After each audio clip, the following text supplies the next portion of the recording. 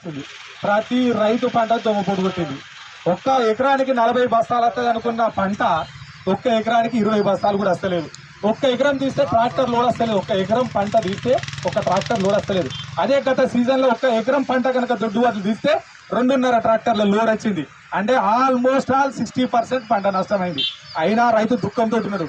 ఎంత దుఃఖంతో ఉన్నా కానీ రైతు ఏమనుకున్నాడంటే కేసీఆర్ చెప్పిండు కదా 100% 2500 3000 వస్తాయి కదా, సరే దొడ్డు వడ్లు వేసినప్పుడు 1800 వచ్చినాయి కదా, 3000 వచ్చినప్పుడు మనకు డబుల్ అవుతుంది కదా, అటు ప్రకృతి నష్టం చేసినా ప్రభుత్వం ఆదుకుంటుంది అనుకున్నారు. ఇన్ని ట్రాక్టర్ల ర్యాలీలు తీసి పాలాభిషేకాలు చేస్తున్న వీళ్ళు రైతును పట్టించుకోకుండా పోతారా, ఇదంతా రైతు కోసమే అంటారు కదా అన్న ఆశతోటి మా ప్రజలు మా రైతులు ఉన్నారు. ఇక మా ఊళ్ళో రైతులు అయితే ఇంకో అడుగు ముందుకేసి, ఇప్పుడు చెప్పే సందర్భం కాదు అయినా చెప్తున్నా, ఇంకో అడుగు ముందుకేసి పంట కోసే టైం ఉన్నా కానీ రేపు కొత్తమని తెలుసున్నా కానీ ఇదంతా దేవుడు చేసిండు, పోషమ్మ చేసింది, మైసమ్మ తల్లి చేసింది అంటే ప్రతి ఇంట్లోకి వెళ్ళి మనిషికి 500 మనిషికి 600 పైసలు జమ చేసి మా ఊళ్ళో పోషమ్మ తల్లిని కూడా చేశారు. పాపం దేవుళ్ళు కూడా మా మీద ఎందుకు కోపమో మరి రైతుకు సరైన జాగ్రత్త లేదు. అట్లా మోసపోయాను. తర్వాత నిన్న మొన్నటి దాకా ఏం చెప్పిండంటే సెంట్రల్ గవర్నమెంట్ లేదు ఏది లేదు, నేనే మొత్తం చెప్తున్నా, నేనే పెద్ద రైతును 3000 ఇస్తా అన్న వ్యక్తి ఆ ఎంఓయు అనేది ఏదో చెప్తుండు. ఎంఓయు అనేది అది ఇప్పుడు కాదు, గత 10 సంవత్సరాల కిందనే ఎంఓయు కుదుర్చుకోవడం జరిగింది. అప్పటి నుంచి central government, FCI food corporation of India, central government of India, Telangana రాష్ట్రం ఇవన్నీ కలిపి ఎంఓయు కుదుర్చుకుంటాయి. అప్పుడు గుర్తుకురాని ఎంఓయు ఇప్పుడు బోనస్ ఇయ్యనీకి నాకు 100 150 ఇవ్వాలని ఉంది, రైతుకి ఇస్తా, కానీ central government FCI food corporation of India Telangana government తోటి కుదుర్చుకున్న ఎంఓయు ప్రకారంగా మేము ₹1 కూడా ఇవ్వమంటుండు. అయ్యా ఒక్కటే ఆలోచన, ఎంఓయు తెలంగాణ గవర్నమెంట్ వచ్చిన కాడ నుంచి, సెంట్రల్ గవర్నమెంట్ వచ్చిన కాడ నుంచి గత 6-7 సంవత్సరాల నుంచి ఫుడ్ కార్పొరేషన్ ఆఫ్ ఇండియా తోటి ఎంఓయు జరుగుతుంది. అది జగమెరిగిన సత్యం. మరి మీరు పంట వేసుకోమన్నప్పుడు ఎంఓయు ఎందుకు గుర్తు రాలేదు? పంటకు సబ్సిడీ బోనస్ ఇవ్వమన్నప్పుడు ఎందుకు ఎంఓయు గుర్తొస్తుంది? మీరు ఆలోచన చేయండి రైతులారా, మీరు ఆలోచన చేయండి. వేసుకోరి ఎంతైనా నేను ఇస్తా అన్నప్పుడు ఎంఓయు గుర్తు రాలే, దాని మీద అప్పుడు సెంట్రల్ గవర్నమెంట్ తోటి ఉన్న ఎంఓయు ఒప్పందం గుర్తు రాలే, food corporation of India limited సంబంధించినటువంటి అగ్రిమెంట్ పేపర్లు గుర్తు రాలే. కానీ ఇప్పుడు రైతు నష్టం నుండి, రైతు ప్రకృతితో ఇబ్బంది పడి వంగడం కింద పడి నల్లబొంగ వచ్చి సబ్సిడీ లేక, ఇన్పుట్ సబ్సిడీ లేక, రమాలి పైసలు లేక ఇబ్బందులలో ఉంటే మాత్రం ఎంఓయు పేరు చెప్పి తప్పించుకుంటా ఉన్నాడు. నేను ఒక చిన్న ఉదాహరణ చెప్తా. గత తెలంగాణ ప్రభుత్వం రాకముందు రైతులం ఉన్నాం, ప్రభుత్వాలు ఉన్నాయి. కాంగ్రెస్ ప్రభుత్వం ఉన్నప్పుడు నాకు తెలిసి ఎగ్జాక్ట్లీ టైం తెలియదు, 2008 and 2009 బిట్వీన్ అప్పుడు స్టేట్ గవర్నమెంట్ ఆఫ్ ఆంధ్రప్రదేశ్, ఉమ్మడి తెలంగాణ ఆంధ్రప్రదేశ్ కలిసినప్పుడు the great leader, Congress leader YS Rajasekhar Reddy garu అప్పుడు united programme of India UPA ఆధ్వర్యంలో సెంట్రల్లో గవర్నమెంట్ ఉండే. అప్పుడు మా సెంట్రల్లో గవర్నమెంట్ ఉన్నప్పుడు మిత్రపక్షాలు కూడా ఎంఓయు కుదుర్చుకున్నాయి, వాటికి మాత్రం ఇన్పుట్ సబ్సిడీ ఇవ్వడం లేదని డిసైడ్ చేసినప్పటికీ అప్పుడు కాంగ్రెస్ ప్రభుత్వం ఉన్నటువంటి ఈ ప్రభుత్వం వైఎస్ రాజశేఖర్ రెడ్డి గారు central government MoU food corporation of India తోటి కుదుర్చుకున్న ఒప్పందమే, దానికి మేము అనుగుణంగానే ఉన్నాం. కానీ మేము రైతుకు బోనస్ ఇవ్వాలనుకున్నాం, అందుకు సంబంధించి క్వింటాల్కి ₹80 ఇస్తున్నామని చెప్పి రైతుకు 2008-19 బిట్వీన్ పీరియడ్లో ఖరీఫ్ ఆర్ రబీ సీజన్లో ఇవ్వడం జరిగింది. మరి రైతుకు న్యాయం చేయాలన్న ఆలోచన ఉంది కాబట్టి ఆ రోజు కాంగ్రెస్ గవర్నమెంట్ అది చేయగలిగింది. రైతుకు సున్నం పెట్టాలన్న ఆలోచన ఉంది కాబట్టి ఈరోజు టీఆర్ఎస్ గవర్నమెంట్ ఎంఓయు పేరు తెచ్చి తప్పించుకుంటా ఉంది. ఇంకా ఇక్కడే మన లోకల్లో కమాన్పూర్లో జరిగిన సన్నివేశం చెప్తాను నేను. కమాన్పూర్లో జరిగింది. యునైటెడ్ డిస్ట్రిక్ట్ ఆఫ్ కరీంనగర్, ఉమ్మడి కరీంనగర్ జిల్లా. ఇప్పుడు ఎవరైతే చీఫ్ మినిస్టర్ ఆఫ్ తెలంగాణ ఉన్నారో ఆయనకు సంబంధించిన personal secretary Smita Sabharwal 2012-13 between the period Karimnagar మండలానికి ఉమ్మడి కలెక్టర్ ఉండే. అకాల వర్షం వచ్చింది. నిన్న సాయంత్రం 5 గంటల నుంచి నిన్న సాయంత్రం 9 గంటల వరకు వర్షం పడితే ఇవాళ ఈ టైం ఇప్పుడు మాట్లాడే 10:15 వరకు స్మితా సబర్వాల్ గారిని అప్పటి శాసనసభ వ్యవహారాల శాఖ మంత్రి, పౌర సరఫరాల శాఖ మంత్రి సిద్దిపేటకు, చాలపల్లెకు, రొంపుకుంటకు, నాగారానికి తీసుకొచ్చి 3 రోజులల్లా ఇన్పుట్ సబ్సిడీ పర్ ఎకరాకు ₹2,500 చెక్కుల ద్వారా ఇవ్వడం జరిగింది. ఇది రైతు ప్రభుత్వం అంటే. రైతుకు పని చేయాలన్న ఆలోచన ఉంటే ఎంత కష్టమైనా మనం తీసుకొని రాగలుగుతాం. కానీ ట్రాక్టర్ల ర్యాలీలు చేసి పాలాభిషేకాలు చేసే అంత శక్తి, ధైర్యము, పైసలు ఉన్న వ్యవస్థకు ఎందుకు ఇన్పుట్ సబ్సిడీ ఇవ్వలేకపోతుంది? ఒక ఎకరాకి రైతు నష్టం సరిపోతే ఇన్పుట్ సబ్సిడీ ఇవ్వలేకపోయింది. ఇంకా పోతే కాంగ్రెస్ గవర్నమెంట్ ఉన్న పీరియడ్లో 4 to 13 బిట్వీన్ ద పీరియడ్. అప్పుడు అమాలి సంఘానికి సంబంధించి ఇక్కడ అమాలి సోదరులు ఉంటే అమాలిలో గుర్తుండాలి. అప్పుడు ఒక క్వింటాల్ ధాన్యానికి 18,000 రూపాయలు రైతు నుంచి వసూలు చేసేది. 18 రూపాయల క్వింటాల్కు రైతు నుంచి వసూలు చేసిన పీరియడ్లా అప్పుడు state government of Andhra Pradesh United Telangana ఉన్నప్పుడు కాంగ్రెస్ పార్టీకి సంబంధించిన రైతు పక్షపాతి పార్టీ అయిన కాంగ్రెస్ పార్టీకి సంబంధించిన ముఖ్యమంత్రి గారు రైతుకు అదనంగా 9 రూపాయలు ఇచ్చి 9 రూపాయలు మాత్రమే రైతు నుంచి కట్టించేది. 50% ఆఫ్ ఏది హమాలి సంఘానికి సంబంధించిన పైసలు రిటర్న్ లో బోనస్ చేయించేది. ఇది రైతుకు మేలు చేయాలన్న ఆలోచన ఉంది. కానీ ఇప్పుడు 32 నుంచి 35 రూపాయలు వసూలు చేస్తున్నారు. 1 రూపాయి కూడా రిటర్న్ రావట్లేదు. మీరు ఆలోచన చెయ్యి.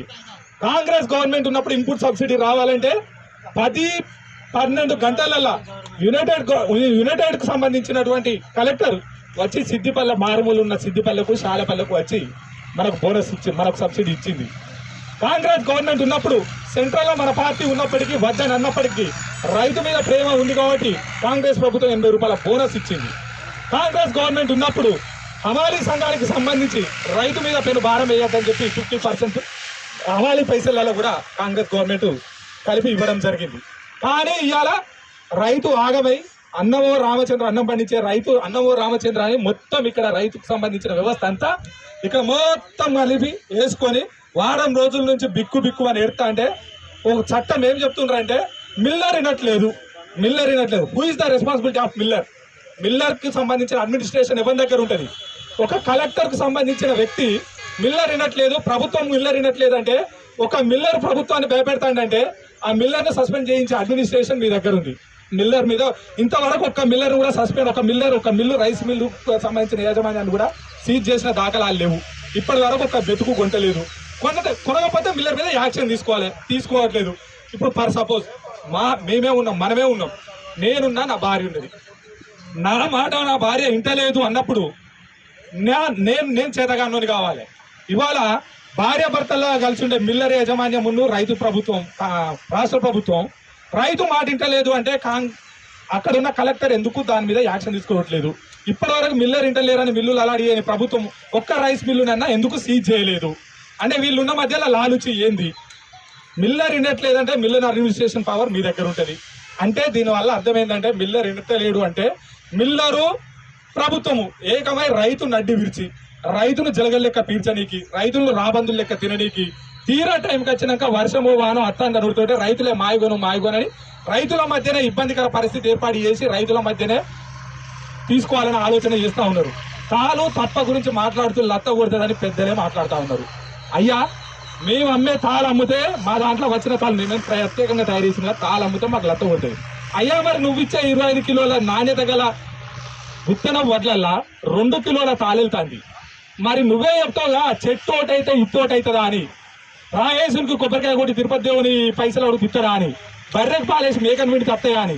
మరి నువ్విచ్చే నాణ్యమైన విత్తనం వడ్లనే తాలున్నప్పుడు అవే వడ్లేసి తాళేం సపరేటు రైతు తీసుకపోయి ఉనకాడికి పోయి తెస్తాగా.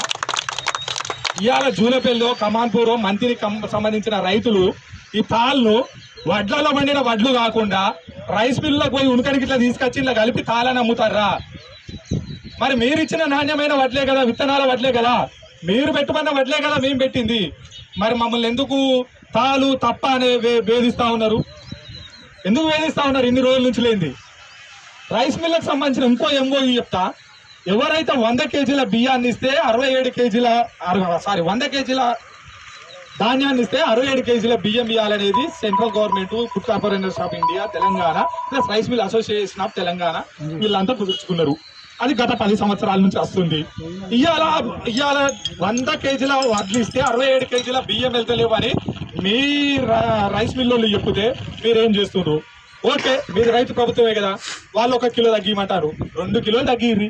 మీరు రైతు ప్రభుత్వమే కదా, రైతు పక్షపాతే కదా, 65 కేజీలే ఇవ్వనండి రైస్ మిల్లులను. రైతుకు లాభం జరుగుతుందా? రైతు దగ్గర 2 కిలోలు 3 కిలోలు తీసుకోరు కదా. పేరు మాత్రం రైతు మీద ఎందుకు గొప్పలు చెప్పడం? రైతును నష్టపెట్టడం ఎందుకు? రైతును ఇబ్బంది పెట్టడం ఎందుకు? ఇదంతా పరిస్థితి చూస్తా అంటే ఏడికి పోవాలి? రైతు పరిస్థితి ఎట్లా కావాలి? నేను సింగిల్ విండో డైరెక్టర్నే. చాలా మంది నన్ను అంటున్నారు, నువ్వు సింగిల్ విండో కదా, నువ్వు కూడా వడ్లు తీసుకోవాలి కదా అంటే, సింగిల్ విండో డైరెక్టర్ కానీ, సింగిల్ విండో చైర్మన్ కానీ, ఇప్పుడు మాట్లాడుతున్న మార్కెట్ కమిటీ చైర్మన్లే కానీ, లేదంటే మాట్లాడుతున్న ఇంతకుముందు వచ్చి ఇవాళ వచ్చి మాట్లాడిన ఏఈఓ కానీ, ఏఓ కానీ, ఎంఆర్ఓలు కానీ వీళ్ళంతా రైతుకు సంబంధించిన వాళ్ళే. రైతు పంట నష్టం జరిగితే వీఆర్ఓ తోటి మొదలు పెడితే కలెక్టర్ దగ్గర ఎవరు రారు. రైతుకు ఇన్పుట్ సబ్సిడీ కోసం అడిగితే వీఆర్ఓ నుంచి మొదలు పెడితే ఎంఆర్ఓ కానీ మార్కెట్ కమిటీలు కానీ సింగిల్ విండోలు కానీ ఏఈఓలు కానీ వ్యవసాయ కమిటీలు కానీ ప్రభుత్వానికి సంబంధించిన వాళ్ళు కానీ రారు. కానీ రైతు అమ్ముకునే ధాన్యంలా పాలుండద్దు, తప్పు ఉండద్దు, ఎర్రగుండద్దు, కర్రెగుండద్దు, నల్లగుండద్దు, దొడ్డు ఉండద్దు, పాలు లెక్క ఉండాలి, పైసలు మాత్రం కలిపియం. ఇది ఎక్కడ న్యాయం? రైతుకు మీరు లబ్ధి చేయాలి అనుకున్నప్పుడు మిల్లర్లను మీరు అదలగొట్టలేరా? లేదు, మిల్లర్లకు కావాల్సింది మిల్లర్లకు చేయండి. రైతును ఎందుకు చంపుతారు? ఇవాళ దసరా తర్వాత సెంటర్ ఓపెన్ చేస్తే దీపావళి తెల్లారి కాంట పెడతామంటే ఎలక్ట్రికల్ కాంటలు తెస్తామంటే మూడు కాంటలు అంటే ఒక్క కాంట పెడతారు. ఇక్కడ అమాలు లేకపాయ పోని మీ ఏవో నచ్చిందా అంటే ఆయన నేడిని అడిగితే ఏవో చూసుకుంటారు. ఏవో అడిగితే మొత్తం తూర్పాల పోయాలి అని ఆయన చెప్పబట్టే. నిజంగానే 100-118 కుప్పలు ఉన్నాయి. ఇవన్నీ చెక్ చేసి 50 కుప్పలు మంచిగా లేవు, 50 కుప్పలు మంచిగా ఉన్నాయి, 50 కుప్పలు ఇప్పుడు పెడతాను, 50 కుప్పలు మీరు మంచిగా సరి చేయరా అంటే దానికి అర్థం ఉంటుంది. మొత్తమే నువ్వు సరి చేయమడు. ఇది ఎక్కడ న్యాయం? మరి మిల్లుకు ఈ ఆంక్షలు లేవా? మిల్లు నువ్వు కొనాలని ఆంక్షలు లేవా? మిల్లుకు పైసలు ఇస్తలేమా? పండించేది మేము కావా? అన్నం పండించే రైతు అంగల్లో నిలబడి చూస్తూ ఉంటే జలగల లెక్క గద్దల లెక్క ఎవడు పడితే ఆడచ్చి తనుక పోతా ఉంటే మనం ఎందుకోసం చేస్తాను? ఎవరి కోసం చేస్తాను? రైతు రాజు చేద్దామని చెప్పి రైతు రావణ కాస్త చేస్తా అంటే పండించిన పంటను రైతు కాలబెట్టుకుంటా అంటే రైతు ఎడిపోవాలి. మళ్ళీ ఒక్కసారి చెప్తున్నాం, ఎద్దేడ్చిన వ్యవసాయం రైతేడ్చిన రాజ్యం బాగుపడదు.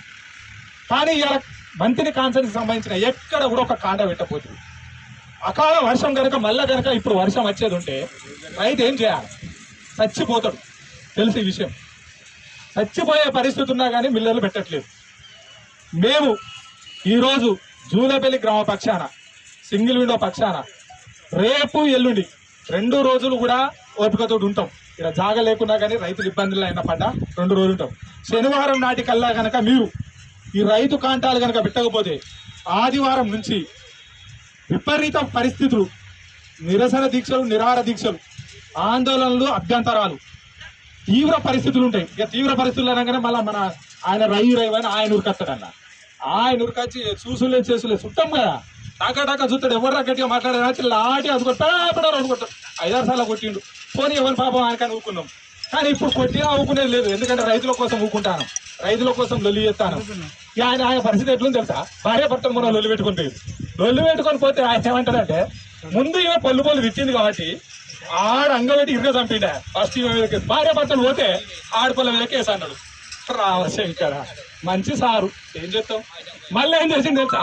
కుండారంలో పాపం పిడుగు శంకరయ్యలో బిడ్డ చనిపోయింది. అనద్దు, పేరు చెప్పద్దు. 3 రోజులు అయితే ఆ పెళ్లి, 3వ రోజు అయితే పెళ్లి కార్డులు ఇచ్చారు.